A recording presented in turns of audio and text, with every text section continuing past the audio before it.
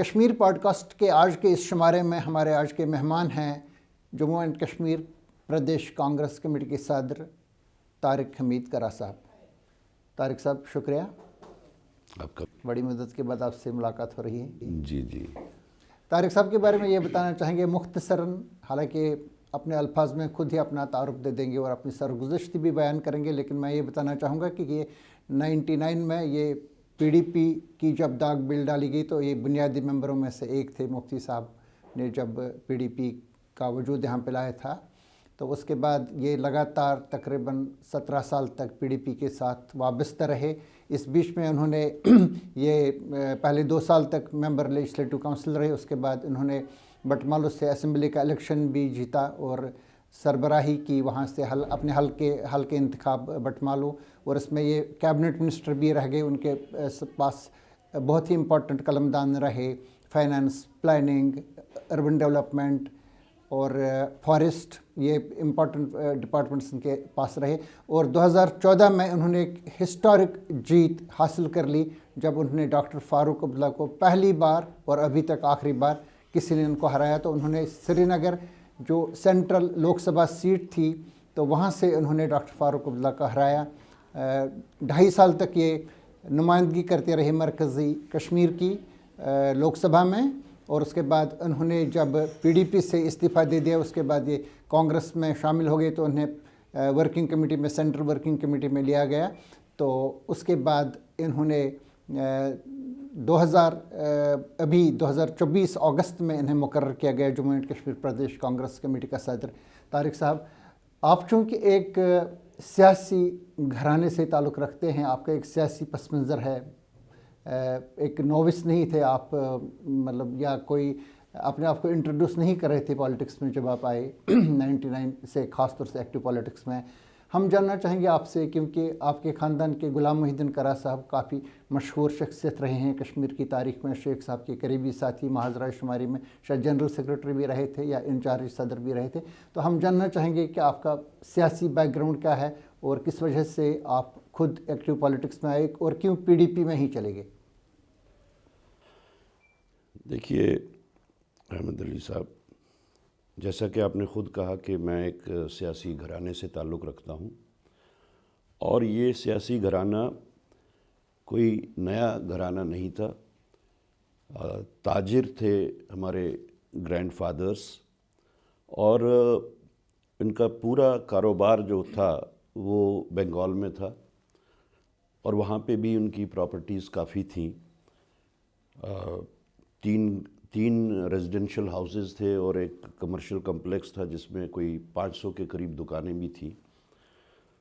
تو وہاں پہ ان لوگوں کا جو اٹھنا بیٹھنا تھا وہ وہاں کی ایلیٹ کلاس کے ساتھ تھا، کیونکہ جو پروڈکٹس یہ پروڈیوس کرتے تھے، خاص طور سے شاہتوش کا، تو وہ اس کے کلائنٹس جو تھے وہ ایلیٹ کلاس ہی تھی، جس میں سی آر داس، پودارس، جتنے بھی پرانے گھرانے ادھر کے تھے، مغربی بنگال کے۔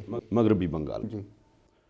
تو وہاں پہ اس وقت ایک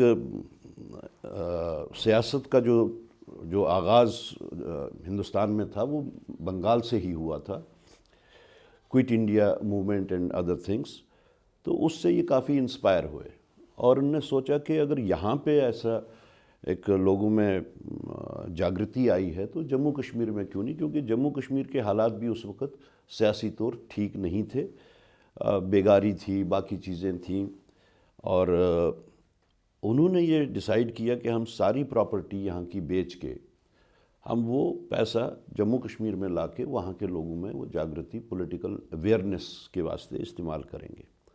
اور انہوں نے ویسا ہی کیا، اور وہ پیسہ لے کے واپس وہ جموں کشمیر آ گئے۔ تو یہاں پہ ان دنوں میں جو حالات تھے وہ بہت ہی سیاسی طور بہت ہی زیادہ سپریسیو، ریپریسیو تھے۔ جی۔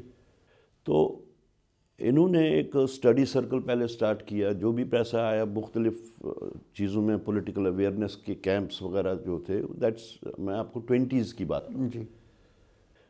اور اسی میں انہوں نے پھر کوشش کی کہ ایک جماعت بنائی جائے جو یہاں کے لوگوں کی نمائندگی کرے، سیاسی طور ان کے خواہشات، جذبات وغیرہ کی ترجمانی کرے۔ اور اس میں ہی انہوں نے شاہی صاحب تھے، مولانا محمد یوسف صاحب تھے، اور میرے جو امیجیٹ گرینڈ فادر ان کا احمد اللہ وانی صاحب ان کا نام، جی بیسیکلی وی آر وانیز، جی اور ان کے بھائی تھے عبدالغفار وانی صاحب، عبدالصمد وانی صاحب۔ احمد اللہ وانی صاحب کے جو آگے فرزند تھے وہ غلام محی الدین کرا صاحب تھے، میرے والد عبدالحمید کرا صاحب تھے، غلام رسول کرا صاحب تھے، اور عبدالغفار صاحب کے آگے جو تھے فرزند وہ غلام محمد صادق صاحب تھے، زینب بیگم تھی، اچھا اور عبدالصمد وانی صاحب کے پھر ڈاکٹر عبد الرحمن صاحب تھے، عبد الرشید صاحب تھے۔ صادق صاحب بھی اسی فیملی سے؟ جی ہاں، جی ہاں۔ تو اس وقت یہ سب لوگ، خاص طور سے احمد اللہ صاحب کے جو اولاد تھی یا عبدالغفار صاحب کی جو اولاد تھی، یعنی محی الدین کرا صاحب اور صادق صاحب جو تھے، یہ لوگ علی گڑھ میں زیر تعلیم تھے، تو ایج کے حساب سے کم ہی تھے۔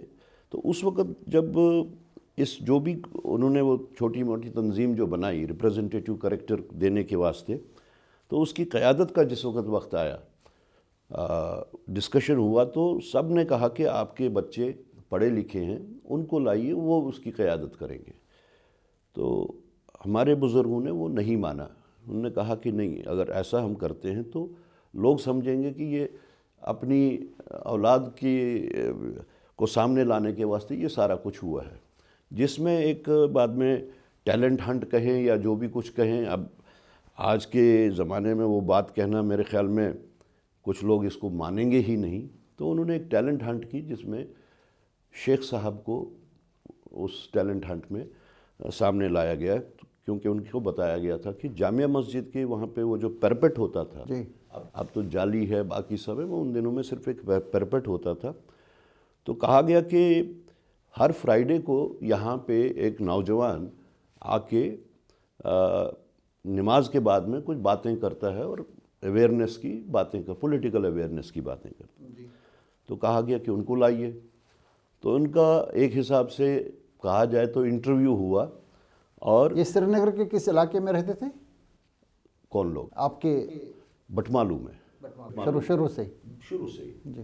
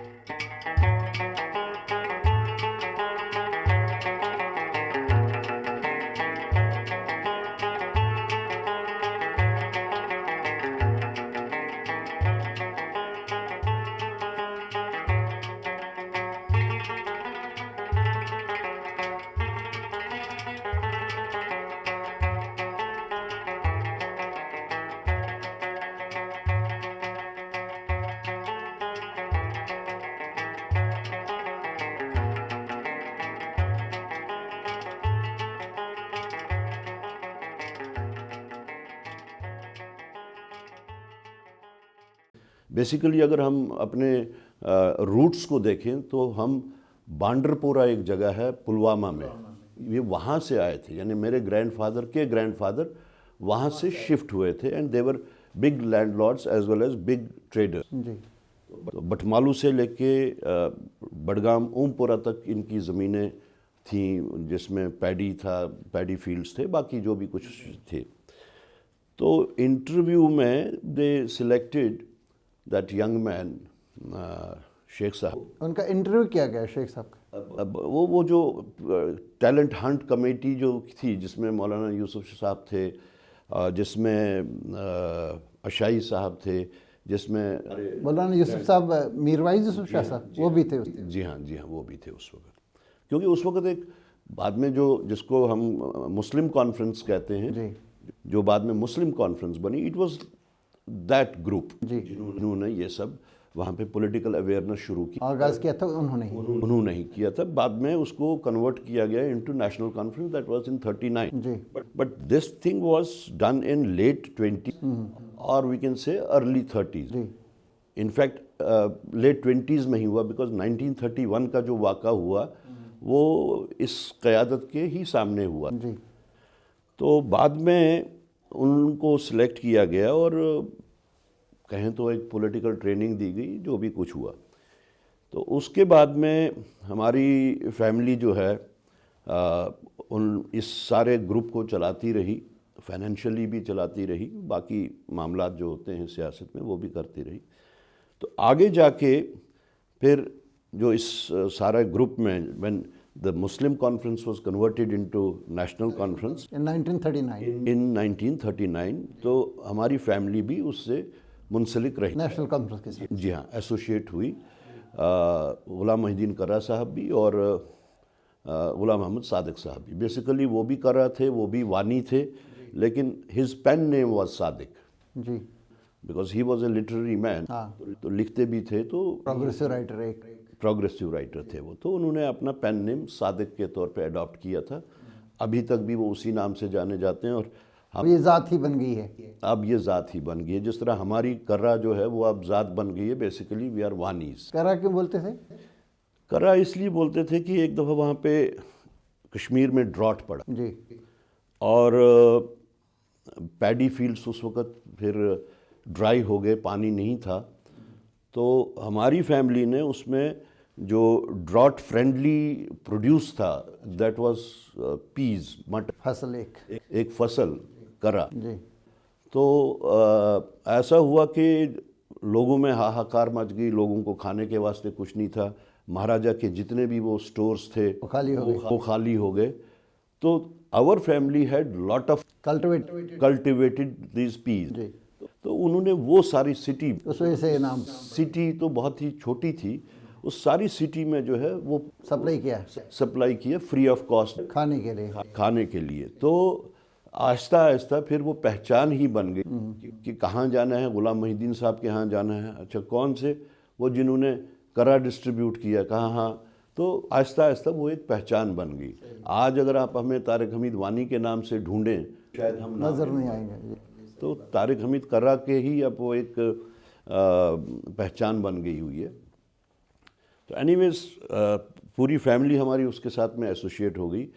عبدالغفار صاحب کے جو آگے فرزند تھے صادق صاحب اور زینب بیگم، اور دوسری سائڈ سے ہماری فیملی کے امیجیٹ فیملی کے غلام محی الدین کرا صاحب، غلام رسول کرا صاحب، عبدالحمید کرا صاحب. لیکن صمد صاحب کی فیملی جو تھی وہ گورنمنٹ جاب میں تھی، تو وہ پولیٹیکل اس میں انوالو نہیں ہوئے. تو آگے جا کے اراؤنڈ 48 میں جس وقت ایمرجنسی گورنمنٹ بنی، دونوں بھائی، ایک اور رشتہ میں بتاؤں آپ کو صادق صاحب کا اور ہمارا. صادق صاحب کی جو مسز تھی وہ ہمارے فادر کی یا محی الدین صاحب کی بڑی بہن. اچھا. تو اس حساب سے ہمارا ڈویل رشتہ. ہمارے میرے امیڈیٹلی وہ پھوپھا بھی تھے اور تایا بھی تھے، چاچا بھی تھے. تو دونوں فیملیز جس وقت 1948 میں پھر ایمرجنسی گورنمنٹ جس وقت بنی، تو اس کے بعد اپنا جو گورنمنٹ آف انڈیا کے ساتھ میں جو اس وقت وہ نیگوشیٹ ہوا تھا واٹ ایور، تو اس میں صادق صاحب بھی تھے اور محی الدین کرا صاحب بھی تھے. لیکن محی الدین کرا صاحب کو ذرا وہ زیادہ ہی کچھ ڈسپلن مانے جاتے تھے اور آرگنائزیشنل مین مانے جاتے تھے. تنظیم بنانے میں ان کا بہت مہارت تھی اور بہت ہی ایک کہا جائے کہ بہت ہی ڈسپلن طریقے سے وہ کام کرتے تھے. تو ان کی ڈفرینسز اس میں ان کے شیخ صاحب کے ساتھ ہوئی. تو آگے جا کے کوئی 1952 میں وہ نیشنل کانفرنس سے الگ ہو گئے. اچھا. اور انہوں نے اپنی ایک تنظیم بنائی، Jammu and Kashmir political conference. جی. تو 53 میں شیخ صاحب کو گرفتار کیا گیا. جی بخشی صاحب اور صادق صاحب جو تھے وہ فرنٹ رنرز تھے اس وقت. تو صادق صاحب تو رہے نیشنل کانفرنس میں ہی, لیکن کرا صاحب نے ایک الگ لائن اختیار کی. اور آگے جا کے پھر صادق صاحب کی بھی فردر ڈفرینسز شیخ صاحب سے ہوئی, تو انہوں نے سیپریٹ ایک تنظیم بنائی, ڈیموکریٹک نیشنل کانفرنس, جو پھر آگے جا کے پھر سے مرج ہو گئی نیشنل کانفرنس کے ساتھ. اور پھر آگے 63 میں صادق صاحب جو ہیں وہ ریاست جموں کشمیر کے آخری وزیر اعظم بنے اور پہلے وزیر اعلیٰ بنے. انہوں نے 2 دفعہ اوتھ لیا تھا as prime minister and then March 1965 میں ایز چیف منسٹر. تو اس طریقے سے کہا جائے کہ جموں کشمیر میں کانگریس کی بنیاد جو ڈالی ہے وہ غلام محمد صادق صاحب نے ڈالی ہے. جی تو from that day onwards Congress کا جو بھی کچھ ہے پرفارمنس, جو بھی کچھ ہے وہ سامنے ہے لوگوں کے. تو ہمارا پھر جو ہے زیادہ تعلق کرا صاحب کی دیکھ ریکھ میں ہی ہوا. میں 13 سال کا تھا جب انہوں نے ہم مل ملا کے ساری فیملیز میں 11 کزنز تھے. اب تو اللہ کو پیارے آدھے ہو گئے ہیں. تو 11 کزنز میں سے میں ایج کے مطابق 10th نمبر پہ آتا تھا. جی اس کے بعد میں اگر کوئی تھا تو ہمارے چھوٹا بھائی. تو انہوں نے 11 کزنز میں سے مجھے چوز کیا, پک کیا. آئی وونٹ سے چوز, ہی پک می. شاید ان کو لگا, کیونکہ بہت تجربے کار تھے, ان کو لگا کہ یہی ایک سیاست کے لائق ہے یا جو بھی کچھ ہے. تو انہوں نے مجھے 13 سال کی عمر سے اپنے ساتھ رکھا اور مختلف طریقے سے اننوئنگلی فار می اننوئنگلی وہ ٹرین اپ کرتے رہے مجھے, یا ہی پٹ می انٹو مینی ریگرس جابس کہ میں اس میں. یہ اس وقت محاذ شماری سے وابستہ تھے؟ نہیں, یہ محاذ رائے شماری سے کبھی بھی وابستہ نہیں رہے. He has never been part of محاذ رائے شماری. وہ تو بعد میں 53 کے بعد میں, لیکن اس جو انڈر گراؤنڈ موومنٹ تھی شیخ صاحب کی زیر قیادت, تو اس میں یہ سرکردہ ایک انڈر گراؤنڈ موومنٹ تو 40s میں ہوئی, 41 میں جس وقت ہوئی quit Kashmir movement in consonance with quit India. جی تو اس وقت, اب آج تاریخ کیا کہتی ہے کیا نہیں کہے گی, اس وقت یہ انڈر گراؤنڈ موومنٹ کے ہیرو مانے جاتے تھے. پری 47 میں, جی ہاں, وہ کوئٹ کشمیر موومنٹ. تو he was the only person who went to underground. Sheikh صاحب بھی, باقی ساری قیادت جو تھی وہ جیل میں تھی, مہاراجہ کی جیلز میں تھی وہ. تو کوئٹ کشمیر موومنٹ جو ہے وہ سنگل ہینڈڈلی غلام محی الدین کرا صاحب نے چلائی انڈر گراؤنڈ رہ کے. کافی کوشش کی مہاراجہ ہری سنگھ کی فوج نے ان کو گرفتار کرنے کی, لیکن کوئی 27 مہینے وہ انڈر گراؤنڈ رہے, لیکن 27 مہینوں میں ان کے ہاتھ نہیں آئے. جی, تو اس کے بعد بھی وہ بیک گراؤنڈ میں ہی رہے, لیکن 27 مہینے تو لگاتار مہاراجہ کی فوج نے کوشش کی ان کو گرفتار کرنے کی. بہت سارے چھاپے ڈالے. اس وقت بھی مخبریاں ہوا کرتی تھیں, لیکن اس مخبری اور صحیح مخبری کے باوجود بھی وہ ہاتھ نہیں آیا کرتے تھے. ان کے بارے میں جو مشہور ہے کہ جو ان کا safest and the last resort جو چھپنے کا ہوتا تھا, وہ سیڑھی کی جو ایک پایا سیڑھی کا, اس کے بیچ میں انہوں نے ایک چیمبر بنایا ہوا تھا. اس چیمبر میں وہ گھس گئے. ایک دفعہ کی بات ہے. تو 24 گھنٹے گھر کی تلاشی ہوتی رہی. ان کو پوری اطلاع تھی فوج کو کہ وہ گھر پہ ہی ہیں, کیونکہ گھر وہ بہت ہی کم ہوا کرتے تھے, وہ پورے گھوما کرتے تھے موومنٹ کو اپ سرج دینے کے لیے. تو 24 گھنٹے کی تلاشی کے بعد بھی کرا صاحب ان کے ہاتھ نہیں آئے. اور جس وقت تلاشی کال آف کی گئی تو وہ سیڑھی کھولی گئی تو وہ پورا جیم ہو چکے تھے ان کے سارے جوائنٹس وغیرہ. تو ان کو اسی طرح سے کھینچ کے نکالا گیا اور گرم پانی کے ٹب میں ان کو رکھا گیا اور کچھ جڑی بوٹیاں ڈالی گئیں. تو تقریباً کوئی آدھ پون گھنٹے کے بعد میں پھر ان کے وہ جوائنٹس وغیرہ کھل گئے. I mean that was a very narrow escape, otherwise he would have died. افسانوی ایک کردار جن کے بارے میں کشمیر کے لوگ ابھی بھی بتا رہے ہیں کہ جب یہ انڈر گراؤنڈ ہو گئے تھے تو کبھی کبھی یہ ہینڈ کارڈ جو تھا اس کو پش کرتے تھے, اور لوگوں کو اپنے لوگوں کو یہ بتانے کے لیے کہ میں ہوں، وہ کہتے تھے کر چست کر کیا لا الہ الا اللہ، ایسے وہ پش کرتے تھے اس کو، تو لوگوں کو پتہ چلتا تھا، جی ہاں، ان کا کو پتہ نہیں چلتا. ان کا جو ڈسگائز ہوتا تھا وہ ڈفرینٹ ٹائمز پہ انہوں نے ڈفرینٹ ڈسگائسز اڈاپٹ کیے تھے، اور کسی کو بھی ان کے بارے میں یہ اطلاع نہیں ہوتی تھی کہ کس ڈسگائز میں وہ ہیں.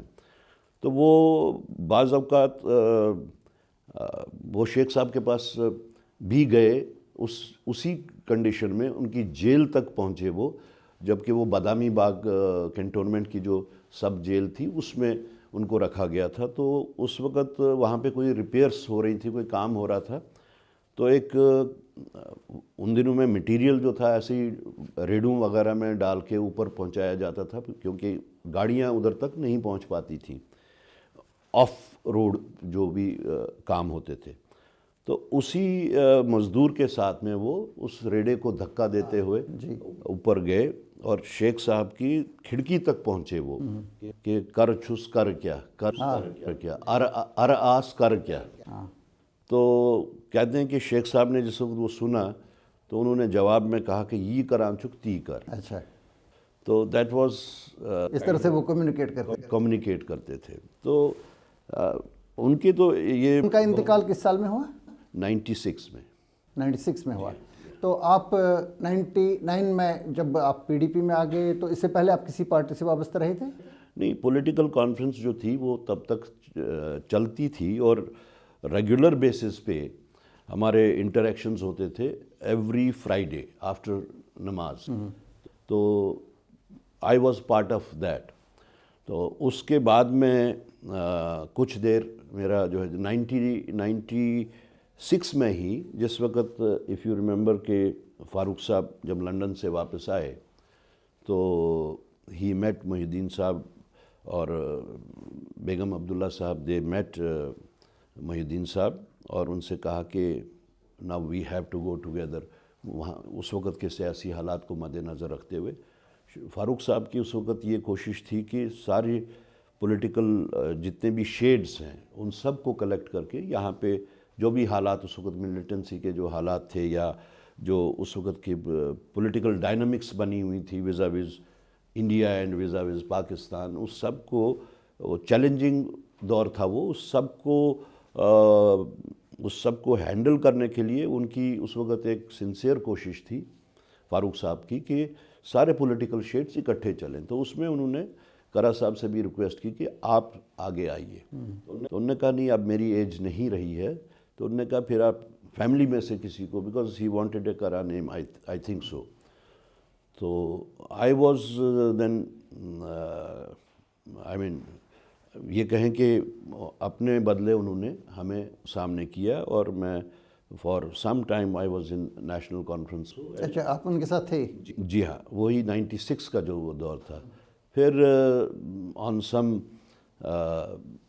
کچھ پرسنل ریزنز اور کچھ maybe political reasons also, تو I disassociated, and in the meantime P D P کا وہ تھا. تو مفتی صاحب نے ہمیں پیغام بھیجا کہ آپ آئیے، اور ان کے ساتھ میں بھی ڈسکشنز، پری لانچنگ ڈسکشنز جو رہے، اس میں خاص طور سے ہمارا جو اس وقت کا جو آئیڈیولوجیکل ایک سٹینڈ تھا کہ resolution of Kashmir issue and other things, اس کو لے کے ہمارے ان کے ساتھ میں آئی وڈ سے کہ وہ کنڈیشن تو نہیں کہوں گا میں، لیکن دیٹ واز مائی سجیشن کہ اگر ہمیں نئی پولیٹیکل پارٹی بنانی ہے اور نیشنل کانفرنس کا نیم البدل بنانا ہے، تو we should have a strong ideological plank. تو جس میں ریزولوشن آف کشمیر ایشو جو تھا وہ دیٹ واز ویری امپورٹنٹ. تو کہیں تو ہم نے بھی اس میں کنٹریبیوٹ کیا اس ڈسکشنز میں، اور بعد میں جو ہمارا وہ ڈکلیریشن بنا، the first declaration of people's democratic party, اس میں بھی ہم نے کنٹریبیوٹ کیا. And then we started people's democratic party, اور بہت ہی کم وقت میں I was the first general secretary. Mufti صاحب was president, and Mehbooba ji and Muzaffar Hussain Beg, they were two vice presidents, and I was the first general secretary of the party. تو اس programme کو، ideology کو، یا یہ کہیں کہ اس narrative کو لوگوں تک پہنچانے کے واسطے اچھی خاصی محنت کی. I got the opportunity of reaching out to people mostly in Kashmir valley and in Jammu region, especially in the Muslim areas, because PDP کے بارے میں کچھ مس نارمس کریٹ کیے گئے یہاں پہ ہندو بیلٹ میں، اینڈ ایکسیپٹیبلٹی اتنی ملی نہیں. تو ہم لوگوں نے جو کنسنٹریٹ کیا وہ پھر Muslim belt of the Jammu region کیا، and we got response, good response from both Chenab Valley as well as Pir Panjal valley.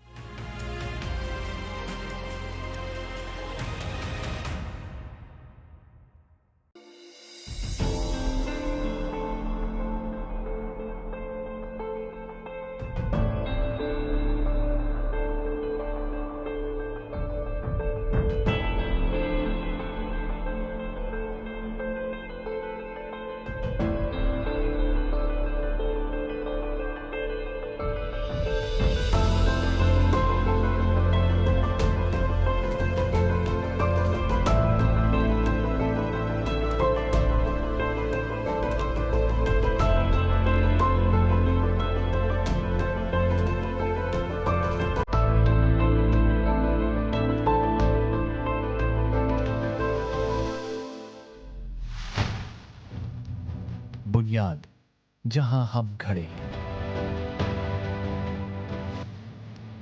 یہ ہے مضبوط ارادے کی بنیاد، مضبوط حوصلے کی بنیاد.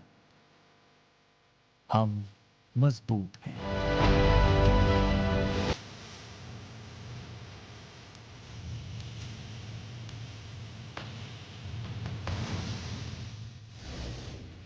یہ گھر، یہ در و دیوار، یہ راہیں، سب گواہ ہیں اس مضبوطی کی. آئیے ہم آپ کے ارادوں کو مضبوط بنائیں. ہم ہیں TCI Max، سالڈ اسٹرنگتھ ہمیشہ.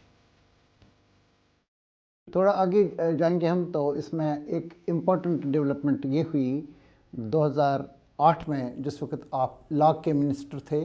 تو اس وقت جو ایک قطعی زمین دیا گیا تھا امرناتھ شرائن بورڈ کو، الاٹ کیا گیا تھا، اس کو لے کر کے اس وقت غلام نبی آزاد صاحب کی سرکار تھی اور آپ اس میں کیبنٹ منسٹر تھے. تو مفتی صاحب نے کہا کہ ان کو یہ الاٹمنٹ واپس لینا چاہیے، جس کو لے کر کے وہ ایک ہسٹری ہے، ایک بڑا بوال مچ گیا، جس کے نتیجے میں پھر غلام نبی آزاد صاحب کی سرکار بھی گر گئی. آزاد صاحب نے مجھے بتایا ہے 2 بار اپنے انٹرویوز میں کہ یہ جو پرپوزل آیا تھا، یہ آیا تھا PDP کے 2 منسٹرز کی طرف سے، جس میں آپ لا منسٹر تھے اور قاضی محمد افضل تھے فارسٹ منسٹر. کیا یہ بات صحیح ہے؟ نہیں، یہ بات صحیح نہیں ہے. دس از ڈسٹورشن آف فیکٹس. میرے خیال میں اس بات کو کلیئر کرنے کے لیے تھوڑا سا بیک گراؤنڈ میں جانا پڑے گا. مظفر حسین بیگ صاحب was nominated as Deputy Chief Minister from the PDP side. That time I was Minister for Housing, Urban Development, Forest, I mean بہت سارے محکمے تھے. Housing and urban development. جی، تو بیگ صاحب کے پاس finance, planning, law and parliamentary affairs and I think شاید لداخ افیئرس بھی انہی کے پاس تھا. تو یہ فائل جو تھی یہ آلریڈی موو ہو چکی تھی. کہاں سے انیشیٹ ہوئی تھی؟ یہ کہا جائے تو CM کے ہی پرپوزل پہ یا ان کے ہی ڈائریکشن پہ لا منسٹر نے، بیگ صاحب نے. جی ہاں، یہ ان کے تھرو آلریڈی آ چکی تھی. جس وقت کچھ اختلافات اٹھے مفتی صاحب اور بیگ صاحب میں، تو مفتی صاحب نے ان کو ریکال کی فرام دا منسٹرشپ، اور ان کے تمام محکمے جو تھے وہ مجھے آپ کو دیے گئے. So by virtue of that it came to the cabinet. November 2006. جی نہیں، 7 میں ہوا تھا، 8 میں ہوا تھا. نہیں، وہ بعد میں ہوا. وہ بعد میں ہوا. قلمدان تو آپ کو پہلے ہی دیا گیا تھا. قلمدان پہلے دیا گیا تھا، 7 میں ہوا وہ. تو جس وقت میں بنا، یہ بیسیکلی فارسٹ لینڈ تھا، جی اور فارسٹ لینڈ کے جب ہمیں یہ سارے محکمے دیے گئے تو میرا فارسٹ کا ڈپارٹمنٹ جو تھا وہ قاضی محمد افضل صاحب کو دیا. جی تو قاضی محمد افضل صاحب کے نے پرپوزل ان کے تھرو موو ہوا and it reached the cabinet, اور کیبنٹ میں ہم نے اس کے خلاف ریزنٹمنٹ کی. ان دنوں میں میرے بارے میں اکثر یہی کہا جاتا تھا کہ کہیں پہ بھی اگر ڈسکارڈ ہو جاتا تھا تو ہم I would move out of the cabinet that time. تو میں واک نکل جاتے تھے. نکل جاتا تھا. I would never be the part of any such thing which was not in the interest of the people or not in the interest of the party. جی Because after Beg Sahab, I became the flag bearer of People's Democratic Party that time. تو یہ جس وقت سارا bag صاحب کے time پہ پھر بعد میں بیگ صاحب کو واپس لیا گیا 1 سال کے بعد. 1 سال کے بعد. بیگ صاحب جس وقت واپس آئے تو ان کو لا ڈپارٹمنٹ واپس دیا گیا. Planning and law department and parliamentary affairs ان کو واپس دیا گیا. فائنانس ڈپارٹمنٹ مفتی صاحب نے نہیں مانا ان کو دینے آپ کے پاس رہا. میں کنٹینیو کرتا رہا اس میں. تو یہ اسی دوران میں قاضی محمد افضل صاحب اینڈ بیگ صاحب، so that was the due جو اس وقت اس کا وہ پرپوزل بھی بنا. قاضی محمد افضل صاحب کے تھرو وہ لا ڈپارٹمنٹ کے پاس بھی پہنچا. جبکہ ہم نے جس وقت یہ فائل پہلے کی جو تیار تھی اس میں ہم نے اس میں آبزرویشن دی تھی کہ یہ فائل سپریم کورٹ بھیج دی جائے فار اوپینین. اب اس وقت ہمارا جو انٹینشن تھا ٹو بی آنیسٹ انف وہ یہ تھا کہ this matter should not be discussed اور ایون براٹ ٹو اور even approved because it may create a discord. So my intention was to delay it. وہ ڈیلیئنگ ٹیکٹکس کے تحت ہم نے اس میں ایڈوکیٹ جنرل ان دنوں میں ہی can vouch for it Altaf Naik صاحب. جی الطاف نائک صاحب اور باقی جو لیگل فریٹرنیٹی تھی پرائیویٹلی بھی میں نے ان سے اوپینین حاصل کی اور آفیشیل اوپینین میں نے الطاف نائک صاحب سے حاصل کی اور انہوں نے بھی کہا کہ yes this should be sent to the supreme court. اور اسی دوران میں پھر سے بیگ صاحب واپس انڈکٹ ہوئے though that time he was not nominated as deputy chief minister but law department ان کے پاس آیا and the cabinet approved it and I as usual boycotted it. میں باہر نکل آیا. سو شاید ان کو پورے فیکٹس یاد نہ ہوں تو اس وقت نہیں انہوں نے نام نہیں بتایا. انہوں نے کہا ان کے فارسٹ منسٹر اور ان کے لا منسٹر. ہاں تب تو وہ تو صحیح جی کہ فارسٹ منسٹر بیگ صاحب تھے اور لا منسٹر فارسٹ منسٹر تو قاضی. یہ کلیئر ہو رہا ہے کہ آپ لا منسٹر اس کے شامل نہیں تھے اس میں. ٹھیک میں اس میں بلکہ میں نے جو اوپینینز رکھی تھی بعد میں لا منسٹر نے وہ اوور رول کی ان اوپینینز کو.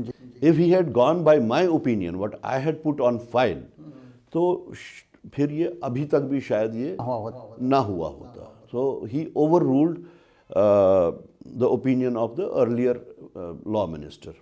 اور جس کا میں نے even I had made the advocate general to put on his note. اس کے نوٹ کے اوپر then I okayed that note کہ yes this should be sent to the Supreme Court.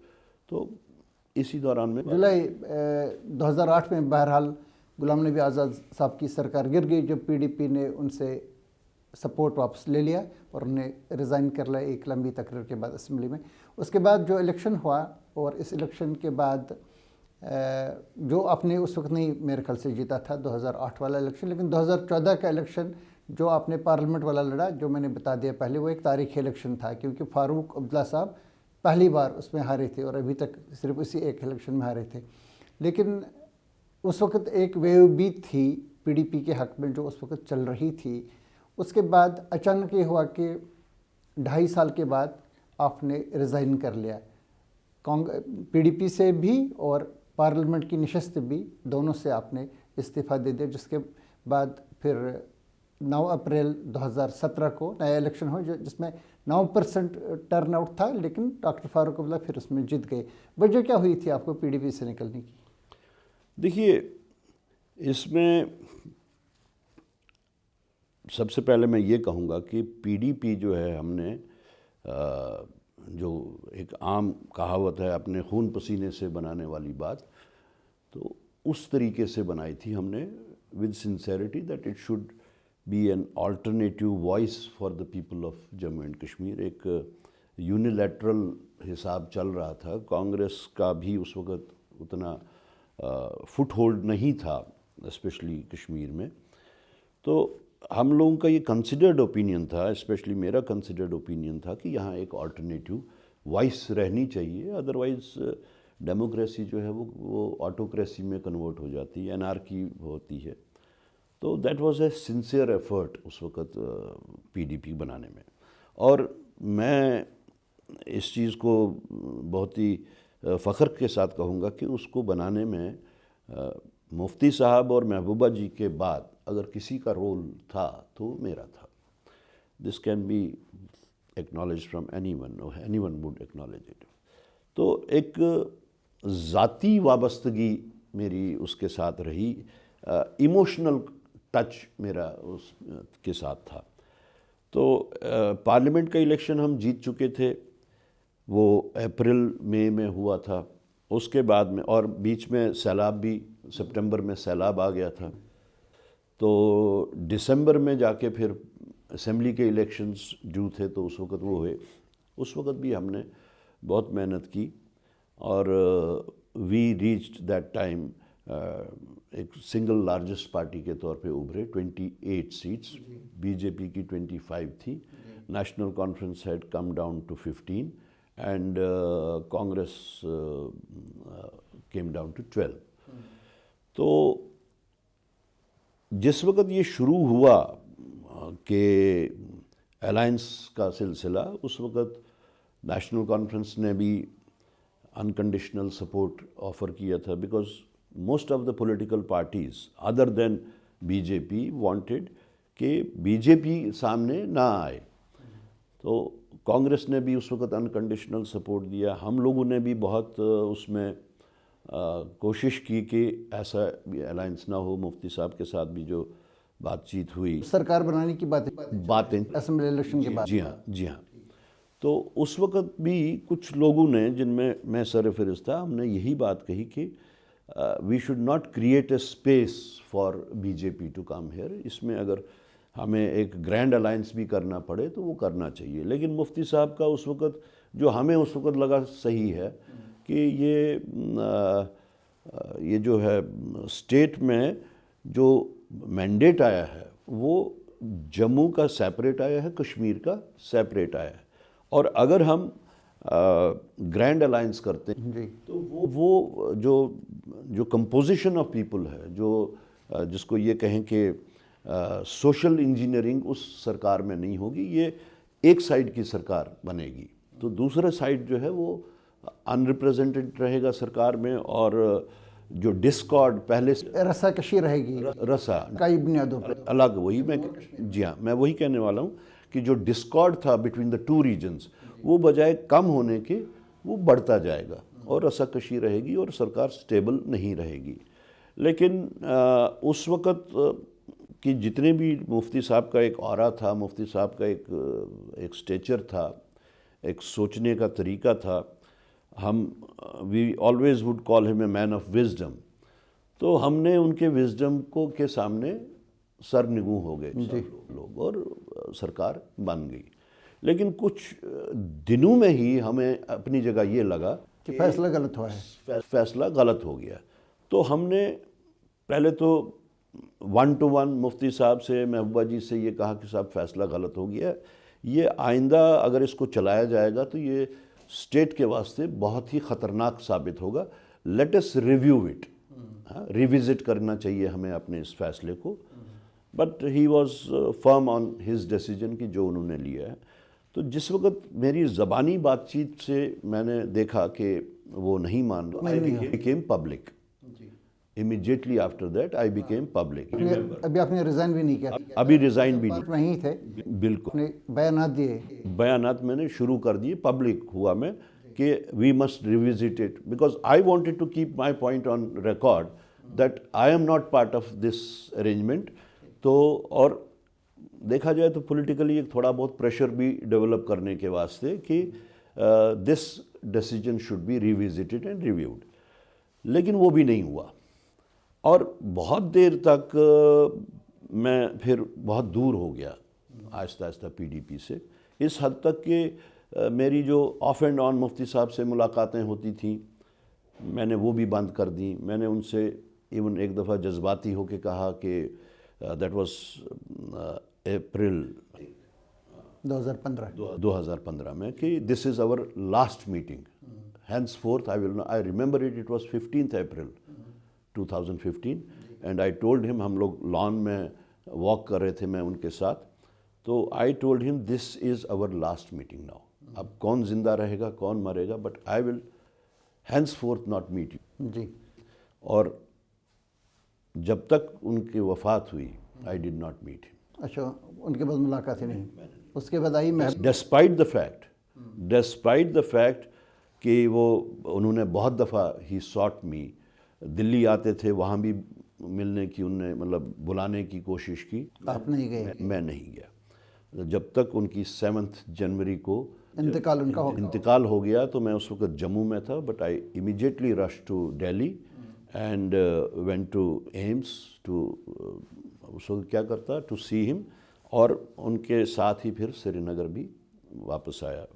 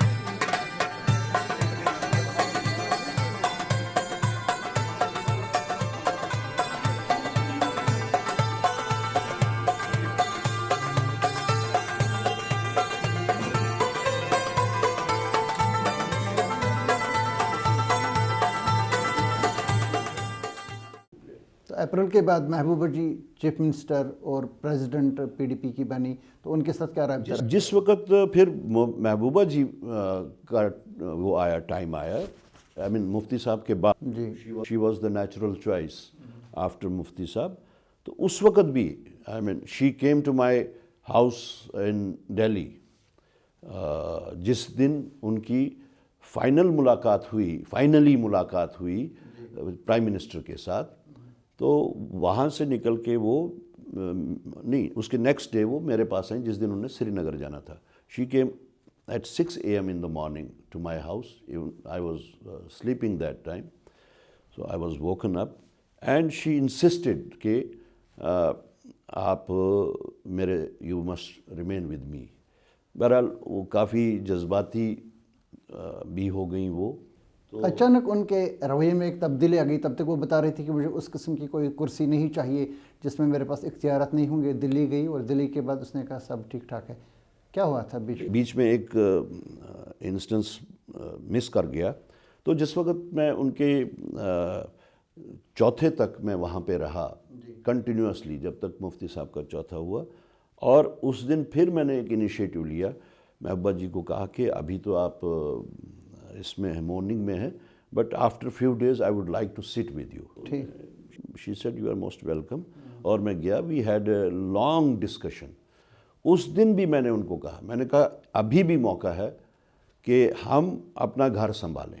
بڑی مشکل سے ہم لوگوں نے یہ وائس تیار کی ہے, بڑی مشکل سے ہم لوگ. مطلب سیدھا یہ بتایا کہ بی جے پی کے ساتھ سرکار مت بنائیں. مت بنائیے, we have time.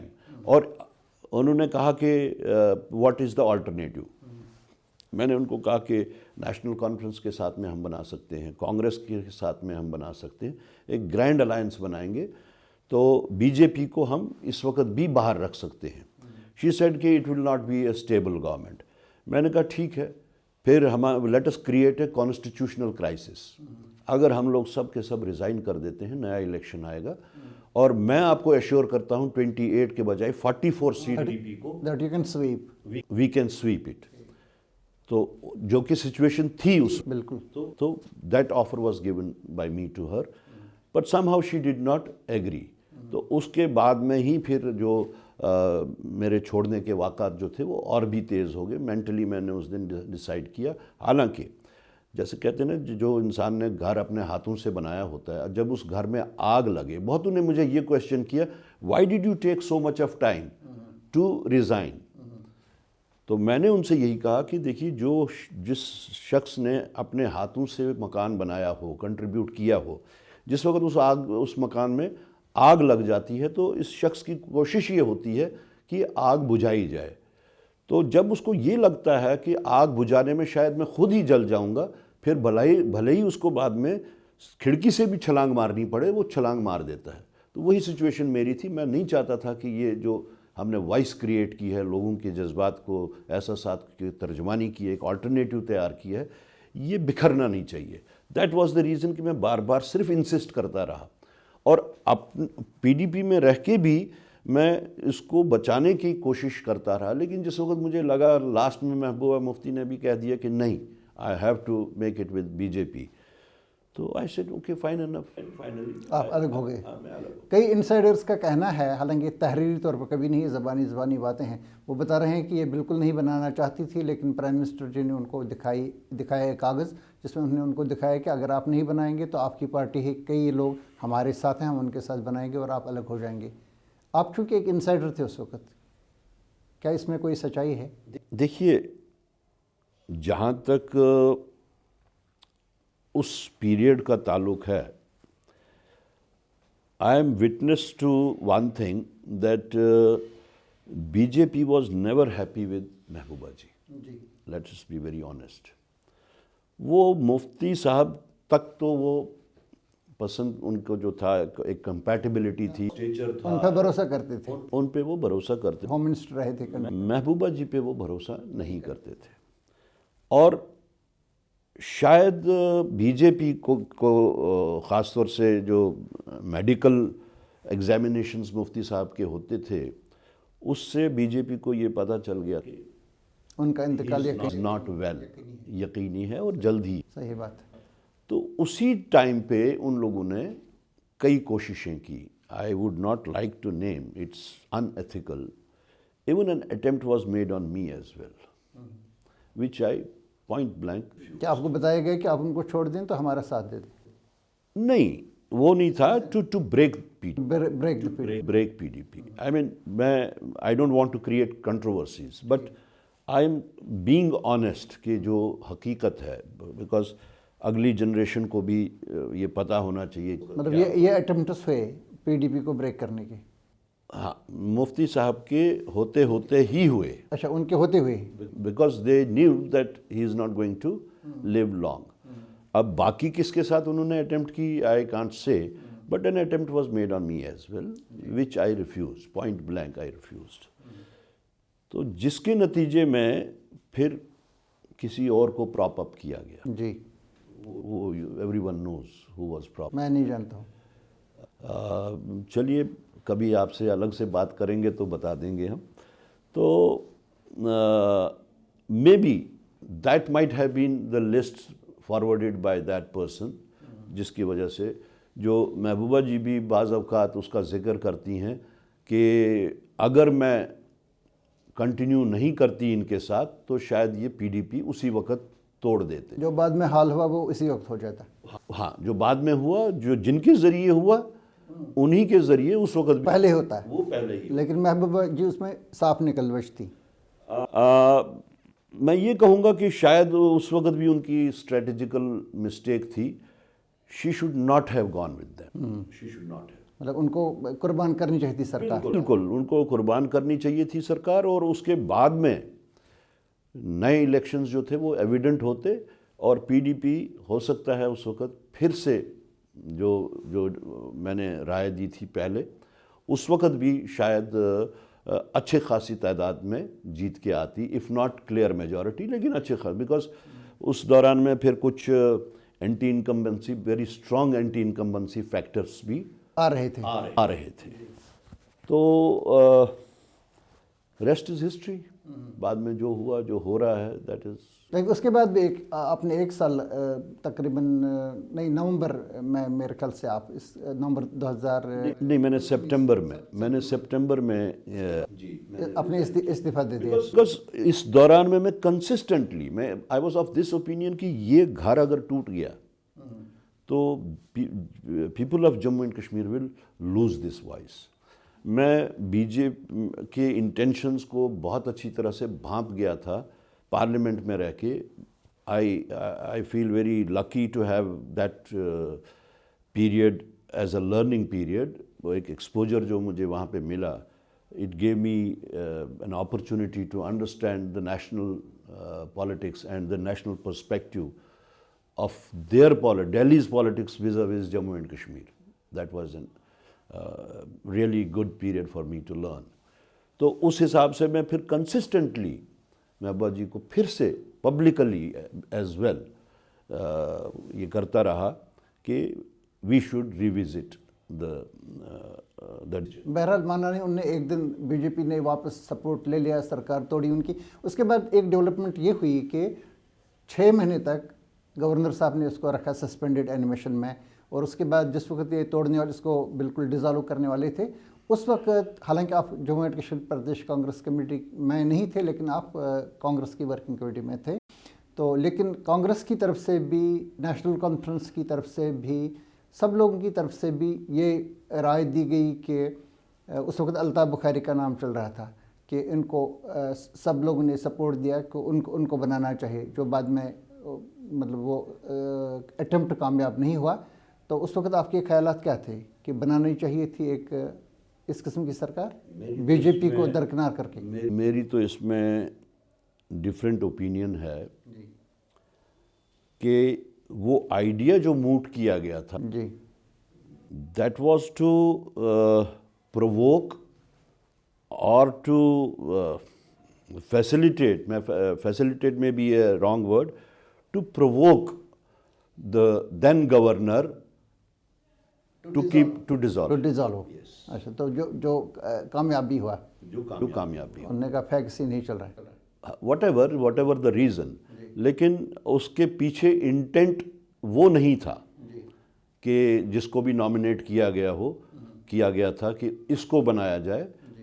That was a strategical move to provoke, کہیں پتہ نہیں provoke is if it is a right word or whatever is to trigger. Yes.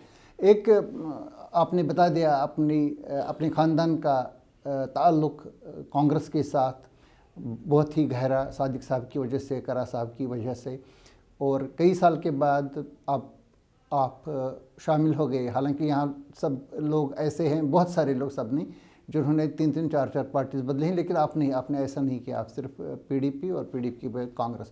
لیکن کانگریس کا ایک المیہ یہ ہے کہ پچھلے 30-35 سال سے یہ پارٹی, کئی لوگ کہہ رہے ہیں روح بزوال ہے, میں یہ ان الفاظ کا استعمال نہیں کروں گا, میں یہ کہوں گا کہ ان کی نشستیں بہت کم ہو رہی ہیں. مثال کے طور پر 1983 کا الیکشن ہوا تو اس میں 26 سیٹس, 1987 کے الیکشن میں 26 سیٹس اگین, 96 میں 7 سیٹس, 2002 میں جس وقت آزاد صاحب کیمپین چل رہے تھے اگین 20 سیٹس, اس کے بعد 2008 میں 17 سیٹس, 2014 میں پھر 12 سیٹس پہ آ گئی. اب 10 سال میں 2014 کے بعد اب 6 سیٹس پہ, جس میں 5 سیٹس کشمیر سے ہیں, ایک ہی سیٹ راجوری والی ہے جو جموں سے ہے, جبکہ پرنسپل کانسٹیٹوینسی کانگریس کی ہوا کرتی تھی جموں. اس کی جو آئیڈیالوجیکل حریف ہے وہ بھارتیہ جنتا پارٹی ہے. بھارتیہ جنتا پارٹی کے پاس 2002 میں صرف 1 سیٹ تھی، اس کے بعد 2008 میں 11 سیٹس، اس کے بعد 25 سیٹس، اب 2014 میں 2024 میں 29 سیٹس. مطلب ایک جیومیٹرک پروگریشن میں یہ ابھر رہی ہے اور کانگریس نیچے جا رہی ہے. کیا ہم یہ سمجھیں کہ اب کانگریس ایک سہ پارینہ ہے جموں کشمیر میں، بیس کھو رہی ہے؟ میں ٹوٹلی اس بات سے ایگری نہیں کرتا. میں نے فیکٹس ہی دیے. جی، فیکٹس سے میں ایگری کرتا ہوں، لیکن یہ کہ کانگریس روبہ زوال ہے یا باقی باتیں جو اس کے ساتھ میں منسوب کی جاتی ہیں. دیکھیے، ایک بات کو ہمیں پہلے سمجھنا ہوگا ان دا انڈین کانٹیکسٹ. جی. And I would narrate the give it the words from pre-independence days کہ آزادی سے پہلے سے لے کر آج تک اگر رائٹ ونگ اور لیفٹ ونگ کے درمیان اگر کوئی آئیڈیالوجیکل بیٹل گراؤنڈ کوئی ہے تو وہ جموں کشمیر ہے. جی. سارے ملک کی پالیٹکس کا نیریٹو جو بنتا ہے یا بنایا جاتا ہے، فورسفلی بنایا جاتا ہے، کلینڈسٹائنلی بنایا جاتا ہے، that is Jammu and Kashmir. I don't want to get into the events کہ جہاں پہ کلینڈسٹائن طریقوں سے پورے ملک میں نیریٹو بنایا گیا. But this is an admitted fact کہ دونوں میجر تھاٹس، ایک کمیونل تھاٹ ہے اور ایک سیکولر تھاٹ. جی. آج اس کمیونل تھاٹ کو آر ایس ایس اور بی جے پی یا subsidiaries of are S S represent کرتی ہیں، اور جو سیکولر تھاٹ ہے، جو کانسٹیٹیوشن کا جو ریفلیکشن ہے یا جو پریمبل کا جو ریفلیکشن ہے، دیٹ از کانگریس پارٹی. تو ان دونوں تھاٹس کا آئیڈیالوجیکل بیٹل فیلڈ جو ہے، بیٹل گراؤنڈ جو ہے، وہ جموں کشمیر ہے. اور اس میں آپ نے دیکھا کہ for a long time R S S کی ideology was rejected and refused. جی. اور اس میں جو اپر ہینڈ رہا وہ سیکولر تھاٹ کا رہا throughout the country. Congress and leftist. تو that was an ascent of the graph was on the ascent as far as the ideology is concern. But then came a time, اب اس میں ہم L کے اڈوانی جی کو اس کا شرے دیں، کس کو دیں، یا تھاٹ پرسیپشن کے چینج کو دیں، جو بھی کچھ ہے، تو وہاں سے پھر وہ تھاٹ جو ہے وہ پراپ اپ ہونے لگا، ایمرج ہونے لگا. اور آہستہ آہستہ وہ تھاٹ جو دوسرا سیکولر تھاٹ تھا وہ آہستہ آہستہ کم ہونے لگا. اس کا براہ راست جو ایفیکٹ پڑتا ہے وہ جموں کشمیر پہ پڑتا ہے. اور اسی کے نتیجے میں جو گراف جو آپ بتا رہے ہیں، Jammu Kashmir became the casualty of that very thought perception up and down. ایک سائڈ سے اپ ہو رہا تھا، دوسری سائڈ سے ڈاؤن ہو رہا تھا، جس کے نتیجے میں آج ہم پہنچتے پہنچتے 6 سیٹوں پہ پہنچے. یہ کہنا کہ کشمیر میں کم اور جموں میں زیادہ، یا ہندوؤں میں کم اور ہندوؤں میں زیادہ اور مسلمانوں میں کم ہے کانگریس کی بیس، is again which I deny. میں نے کہا پرنسپل کانسٹیٹوئنسی کانگریس کی جموں تھی. اب پرنسپل کانسٹیٹوئنسی تھی، بٹ نیشنل کانفرنس کی کشمیر وادی ہے. یہیں پہ تو ایک جو کلینڈسٹائن باتیں جو ہیں، اپروچز کلینڈسٹائن، یہیں سے آتی ہیں. جب ہم پرنسپل کہتے ہیں کانسٹیٹوئنسی، جموں ریجن کو نریٹ بھی کیا جاتا ہے، پروجیکٹ بھی کیا جاتا ہے that principally it is a Hindu constituency, اور کشمیر کو ایز مسلم کانسٹیٹوئنسی کی کیا جاتا ہے. حالانکہ جو مسلم ایریاز لائک چناب اینڈ پیر پنجال ہیں، جس وقت یہ نریشن دی جاتی ہے اس وقت ان کو کیلکولیٹ نہیں ہوتے ہیں.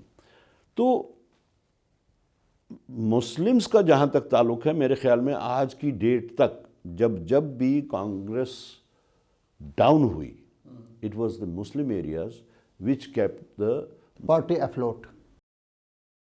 afloat and kept the flag flying, جس کے بارے میں بہت سارے وہ تو خیر ملکی سطح پہ بولتے ہیں یہ مسلمانوں کی پارٹی ہے وغیرہ شغیرہ. تو یہ جو ہم یہاں کی کمی جو دیکھ رہے ہیں اس میں بہت سارے وجوہات ہیں اور وہ ملکی سطح پہ شاید کانگریس میں ہر جگہ بھی اپلائی ہوتے ہیں. میری 1 to 1 جس وقت بھی بات چیت ہوئی سونیا جی سے بھی راہل جی سے بھی, تو ہم نے یہ جو کانسیپٹ آف الائنس جو ہے اس کو ہم نے, میں مخالفت تو نہیں کہوں گا مگر میں نے اس میں ریزنز جو دیے کہ کانگریس کا جو گراف کم ہو رہا ہے اس میں الائنسز بھی ایک وجہ, ایک فیکٹر ہے میرے سوچنے کے مطابق. اب نیشنل لیول پہ جو لوگ اس چیز کا ڈیسائیڈ کرتے ہیں may be the factors for them are different, but میرے سوچنے کے مطابق, اور میں محدود ایک جموں کشمیر کی سیاست کو مد نظر رکھ کے شاید کہتا ہوں, وہ ملک کی سیاست کو مد نظر رکھ کے کہتے ہوں گے, تو یہاں پہ الائنسز جو ہیں وہ بن گئے major factor for Congress to go down, جس میں مطلب انہیں قربان کرنا پڑا اپنا بیس. آئی وڈ سے کہ قربانی ہوئی. نیشنل کانفرنس اور پی ڈی پی ہوا یا جس کے ساتھ بھی انہی دو کے ساتھ الائنس ہوئے, اس میں ریسیونگ اینڈ پہ جو ہے وہ کانگریس ہی رہی, ان دا سینس کہ it went to the detriment of. Benefits بھی ملے. اگر آپ یہی الیکشن دیکھیں گے تو اننت ناگ ویسٹ اس کا امکان بہت کم تھا, وہاں پہ جو ڈیلیمیٹیشن ہوا تھا اس کے بعد, کیونکہ کوکرناگ اب نہیں رہا تھا پیرزادہ سعید کا. اسی طرح سے نظام الدین بٹ کے لیے مشکل تھا, بانڈی پورہ سے عرفان حفیظ لون کا تو کوئی سوال ہی نہیں تھا, واگورہ کریری سے کئی جیسے ایسی ہیں. اور آپ کے بارے میں بھی لوگ کہہ رہے تھے کہ وہاں پہ اگر ہوتا عرفان احمد شاہ تو وہاں پہ اچھی خاصی ٹکر وہاں پہ دے سکتا تھا. ایک بینیفٹ بھی ملا نا الائنس سے. دیکھیے الائنس کے پروز بھی ہیں کونز بھی ہوتے ہیں, وہ تو میں انکار نہیں کرتا ہوں, لیکن جو آپ جن کانسٹیٹوئنسیز کا نام لے رہے ہیں اس میں کانگریس کینڈیڈیٹس نے کونز ہی فیس کیے, پروز نہیں فیس کیے. اور جس شخص کا آپ نے نام لیا میرے اگینسٹ میں, تو وہ تو کنٹیسٹ کر ہی رہا تھا, ہی واز آلریڈی کنٹیسٹنگ. لیکن اس کی پارٹی نہیں تھی نا. نہیں, اس کی پارٹی نے آپ کو سپورٹ کیا. اس کی پارٹی نہیں تھی. وہ تو کسی ووٹ پہ یہ نہیں لکھا ہوتا کہ کس پارٹی کا وہ ووٹ آیا ہوا ہے. وہ تو نیشنل کانفرنس کا وہاں پہ پچھلے الیکشنز میں بھی اگر جائیں دیکھیں تو گراف کم ہو چکا تھا. جی. تو میرے خیال میں 90 کانسٹیٹوئنسیز میں جو ابھی الیکشن ہوئے, there is only 1 constituency, central Shalteng constituency, جہاں سے میں جیت کے آیا ہوں, جو پہلے بٹمانو تھے, جس میں سارے ادر دین می سارے کنٹیسٹنٹس کی ضبط ہو گئی. That is the only constituency. تو وہ پھر ایسے ہی نہیں ہوتی جب تک کہ اپنا فٹ ہولڈ نہ ہوتا, باقی چیزیں نہیں ہوتی, ڈیلیورنس نہ ہوتی. نقصان اس میں ہے الائنس میں, تو کسی جگہ فائدہ کسی جگہ نقصان. ٹھیک نہیں, میں یہ کہتا ہوں کہ الائنس کا without naming any political party کسی کے ساتھ بھی ہو, ایک لانگ ٹرم بیسس پہ ہو سکتا ہے, شارٹ ٹرم بیس پہ کوئی فائدہ بھی ہوتا ہو, لیکن لانگ ٹرم بیس پہ اس کے نقصانات ہوتے ہیں. میری رائے میں جہاں جہاں بھی کانگریس جو بیسٹینز تھے ملک میں, وہاں پہ جو الائنسز ہوئے, وہاں پہ شاید اگر وہ الگ سے کنٹیسٹ کرتے تو پارٹی اسٹرینگتھن ہوتی. آپ کو لگ رہا ہے کہ اگر آپ الگ سے لڑتے تو آپ کی نشستیں 6 سے زیادہ ہوتی ہیں جموں کشمیر؟ میں وہ نہیں کہہ رہا ہوں, میں کہہ رہا ہوں کہ there are pros and there are cons. وہ ایک ڈیسیجن تھا, that was a conscious decision taken by the Party High Command, central leadership, despite the fact there were in your presence. خارگے جی خود آئے, آپ کو observations different ہو سکتی ہیں, لیکن اس کے باوجود جو سینٹرل لیڈرشپ کا فیصلہ تھا تو اس پہ ہم لوگ چل پڑے. تو میرا یہ ماننا ہے کہ یہ کہنا کہ کانگریس جو ہے وہ اوبلیوین میں چلی گئی ہے یا وہ ڈیسیمیٹ ہو گئی ہے, اٹ از ناٹ. میرا جو کنسسٹنٹلی میں جو بول رہا ہوں کہ جو کانگریس پارٹی کی جو آئیڈیالوجی ہے وہ اس کے واسطے بیٹل گراؤنڈ ہے جموں کشمیر. اس میں بہت سارے فیکٹرز ان بلٹ ہو جاتے ہیں. جی اس میں I don't want to get into minuscule details, but the fact is کہ بی جے پی کے واسطے جتنا جموں کشمیر امپورٹنٹ یا کانگریس کے واسطے جتنا جموں کشمیر امپورٹنٹ ہے, اتنا ہی بی جے پی کے واسطے بھی نیشنل لیول پہ ہو, ایون انٹرنیشنل لیول پہ بھی جموں کشمیر کو لے کے بی جے پی کے واسطے امپورٹنس ہے. تو مطلب ہم آپ کی باتوں سے یہ سمجھیں کہ اس کی ایک نیچرل بینیفیشری نیشنل کانفرنس بن جاتی ہے, کیونکہ جب پولرائزیشن میں یہاں سے بی جے پی, وہاں سے اس کا فائدہ نیشنل کانفرنس کو مل جاتا ہے کشمیر میں اور جموں کے مسلم میجارٹی ایریاز میں. دیکھیے, ہم لوگوں کا اس وقت جو بیسک جو کانسیپٹ تھا کہ یہ الائنس کیوں ہونی چاہیے, ہم لوگوں کی کوشش یہ تھی, ایک کنسیڈرڈ اوپینین تھی کہ اگر بی جے پی کو پولیٹیکل اپنے پاور کوریڈور سے باہر رکھنا ہے تو وی شوڈ گو ٹوگیدر. اور یہ اوپینین ہم لوگوں کے بنانے سے پہلے لوگوں کی طرف سے یہ ڈیمانڈ تھی کہ we should the political parties, the secular side should be on one side, be on one side. اور اس میں وی سکسیڈیڈ ان دیٹ. اس میں نیشنل کانفرنس کتنی, پی ڈی پی کتنی یا کانگریس کتنی, that was not the criteria. The only criteria was to keep away the B J P from the power. اس میں آپ کامیاب میں ہم کامیاب ہو گئے. اب جب سرکار بنی, کئی لوگوں کو یہ لگا کہ اس میں کانگریس ایک باضابطہ طور پہ ایک شریک پارٹی ہے اور اس میں ان کو ڈپٹی چیف منسٹر کی سیٹ ملے گی, کیبنٹ برتھس ملیں گی, چیئرمین کی جگہیں ملیں گی, کئی چیزیں, لیکن کوئی جگہ نہیں ملی. اس کی کیا وجہ, آپ لوگوں نے نہیں لی یا آپ کو دی نہیں گئی؟ سب سے پہلے تو ہمیں I would reply this in two part. جی پارٹ فرسٹ کہ یو ٹی میں صرف 10% کے الاؤڈ ہے berth, 9 ministers, 9 ministers including chief minister, تو باقی رہتے ہیں 8 میں سے پھر لاجیکلی دیکھا جائے تو larger partner has to get larger share and the smaller partner has to in terms of numbers. تو پارٹ بی یہ ہے کہ it is not that Congress was not offered یا Congress was not seeking. نہیں seeking کی بات میں offered پہ پہلے آؤں گا. ابھی چیف منسٹر صاحب کی طرف سے باضابطہ ایک آدمی کو, ایک responsible person very close to Omar صاحب, he was deputed to have discussions with me as PCC chief and we had series of discussions on that. Apart from these number games وغیرہ شغیرہ, ہمارا ایک کنسیڈرڈ اوپینین تھا جو ہم نے, if you had followed at least my stand pre election, during election and post election, even pre election days سے we would seek the statehood. ہمارا focus جو رہا ہے اسمبلی میں بھی رہا, باہر بھی رہا, پوسٹ الیکشن بھی رہا, کہ we are seeking state hood.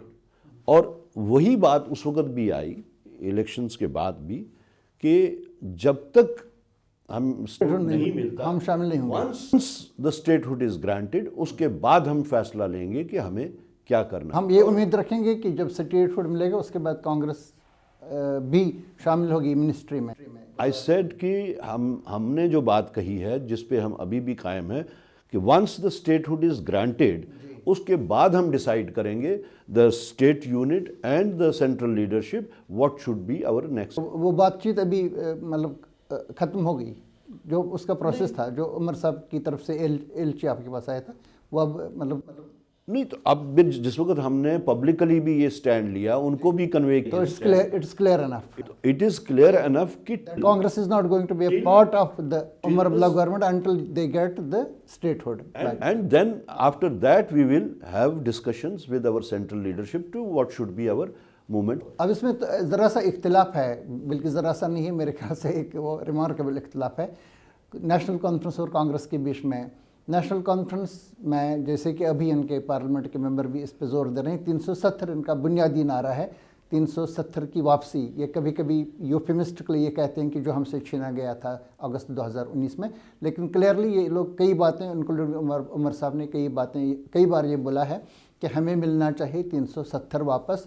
جو سٹیٹ ہوڈ ہے یہ ہوم منسٹر امیت شاہ کا اپنا پارلیمنٹ میں دیا ہوا وعدہ ہے. پرائم منسٹر مودی نے بھی بتایا ہے یہ ہم واپس دے دیں گے. سپریم کورٹ کی بھی ڈائریکشن ہے کہ دے دیں, اس میں کوئی دو رائے نہیں ہے.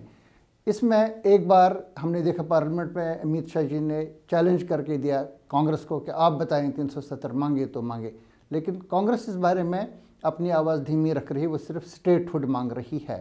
کیا آپ بھی صرف سٹیٹ ہوڈ مانگ رہے ہیں یا 370 مانگ رہے ہیں؟ دیکھیے ہم شاید ایک چیز بھول رہے ہیں. سب سے پہلے جو ہمارا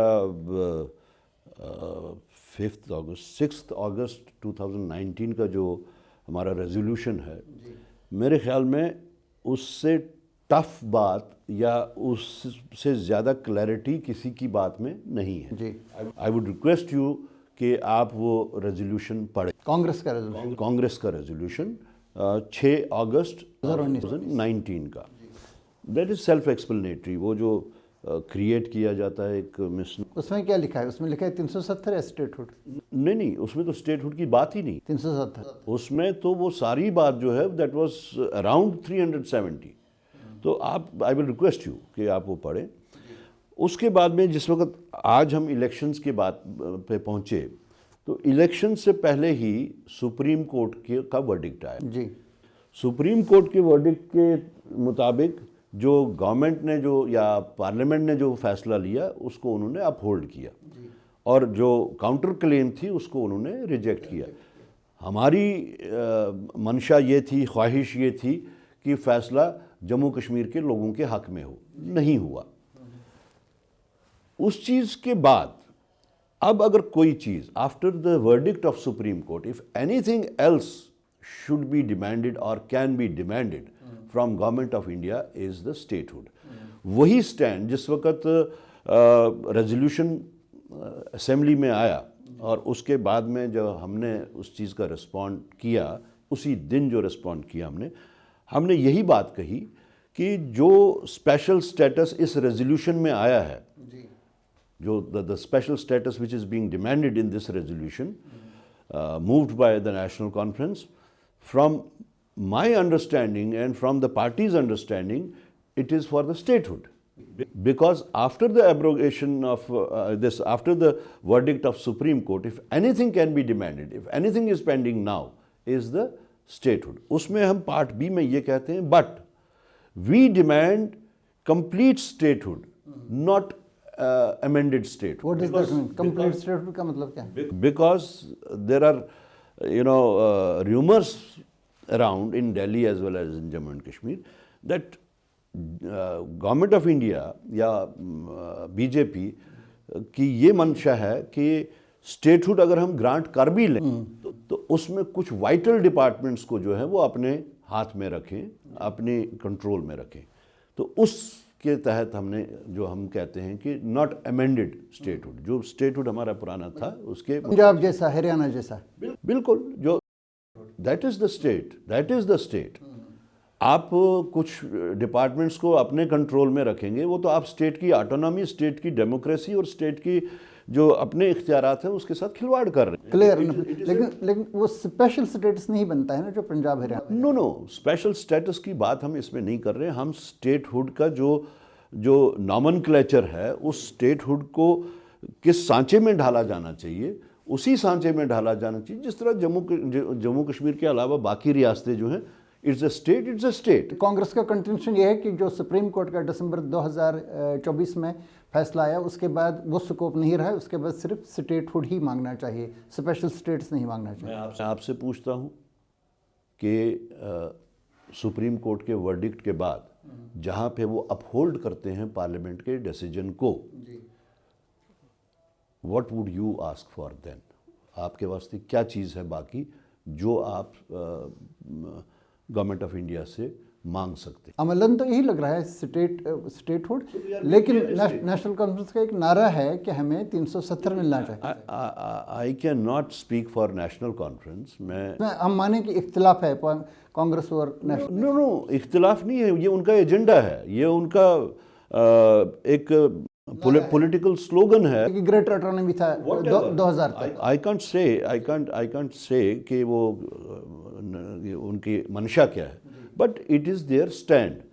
उसी तरह से देखिए अलायंस में हम लोग हैं, दैट डजंट मीन कि हमारा एजेंडा उनके ऊपर एप्लीकेबल है या उनका एजेंडा हम पे एप्लीकेबल है। हम भी जिस वक्त इलेक्शन में उतरे हम अपने एजेंडा को लेके उतरे, वो अपने एजेंडा को लेके निकले। I mean that doesn't defeat the spirit of the alliance, जिसका बुनियादी जो वजह थी वो ये थी कि बीजेपी को बाहर रखना है पावर कॉरिडोर से। So we have achieved that. तो उनका क्या स्लोगन है, उनका क्या स्टैंड है, doesn't apply on me, and मेरा क्या स्टैंड है डजंट अप्लाई ऑन। अभी कितने साल आपको लग रहा है ये पूरा 5 साल चलेगा इत्तेहाद नेशनल कॉन्फ्रेंस और कांग्रेस का? आपको क्या लग रहा है, नहीं चलेगा? ये तो लग रहा है, लेकिन कई लोगों को ये लग रहा है कि ये बीच में कुछ ऐसी बातें कहेंगे कांग्रेस वाले कि वो कहेंगे इन्होंने ये बातें नहीं मानी। सबसे कांग्रेस का तो इसमें कहीं पे उतना इस वक्त इशू ही नहीं है। इशू अगर इस वक्त है that is between the government, elected government and the LG. जहाँ तक के इख्तियारात के जो डिस्ट्रीब्यूशन ऑफ पावर्स है, अभी तक इतनी देर हो गई। What is holding back LG specially to devise this rules of business? rules of business।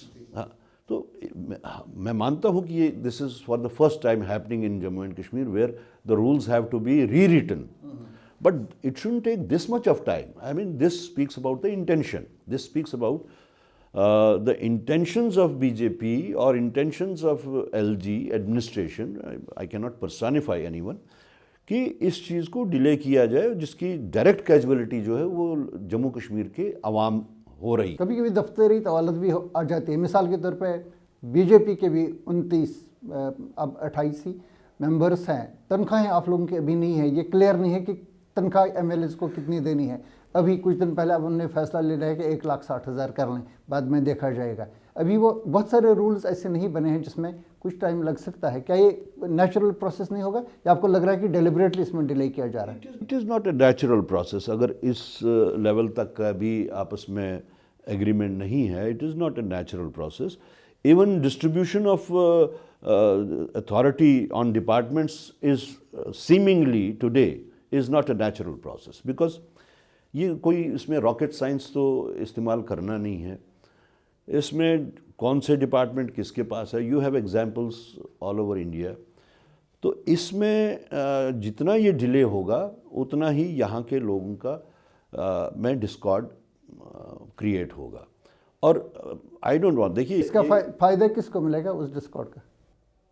इसका नुकसान आप मुझसे पूछिए किसको होगा? नुकसान किसको होगा? इसका नुकसान डेमोक्रेसी को होगा, हो रहा है। क्योंकि 10 साल के बाद में यहाँ पे आपको पता है जम्मू कश्मीर में, स्पेशली कश्मीर में इलेक्शंस को लेके लोगों के क्या ख्यालात हैं कि इससे कोई फ़ायदा नहीं होता, ये सब ऐसे ही फजूल एक्सरसाइज है। आहिस्ता आहिस्ता आहिस्ता आहिस्ता सारी पॉलिटिकल पार्टीज़ ने मिल मिला के डेमोक्रेसी के ऊपर जो ट्रस्ट फेथ था वो रेस्टोर हो गया, बड़ी पार्टिसिपेशन हो गई, दोनों पार्टिसिपेशन होगी, सारी हो गया। तो अब ये मेरे ख्याल में कैजुअलिटी होगी वो ट्रस्ट, वो फेथ डेमोक्रेसी पे। इसलिए मैं कह रहा हूँ कि फ़ायदा छोड़ने से ज़्यादा हमें नुकसान पे देखना सोचना चाहिए कि जो इतनी मेहनत से डेमोक्रेसी के जो डिविडेंड्स हमें मिलने चाहिए थे, जब वो नहीं मिलेंगे तो उसका फेथ ऑन डेमोक्रेसी इसको गंवाना नहीं चाहिए। सियासतबाजी में गंवाना नहीं चाहिए। And I have always been speaking about this without any hesitation that BJP should look, I mean, for them the paramount consideration should be national interest rather than the party interest। अभी तक जो सामने आ रहा है, दिख जो रहा है, देखिए हुकूमतें आती हैं, हुकूमतें जाती हैं, लेकिन नेशनल इंटरेस्ट हमेशा पैरामाउंट होना चाहिए। और जो अभी हो रहा है स्टेट को लेके या इस यूटी को लेके, जो भी कुछ हो रहा है फ्रॉम द बीजेपी साइड, चाहे वो डिले हो, चाहे इसमें अपना बिजनेस रूल्स में डिले हो, चाहे वो स्टेटहुड के ग्रांट में डिले हो, चाहे फिर उसमें फिडल करने वाली बात हो, this is not in the national. So you are saying that the party interest is taking precedence over the national, over national interest, very clearly I am saying. Tariq Hamid करा साहब, आपका बहुत बहुत शुक्रिया, आप तशरीफ़ लाए, हमारे साथ बात की, आपने हमें समझाया अपनी पार्टी का मौक़िफ़ क्या है और अपनी ख़ानदानी पस मंज़र भी आपने अपना बताया। आपका बहुत बहुत शुक्रिया। Thank you so much.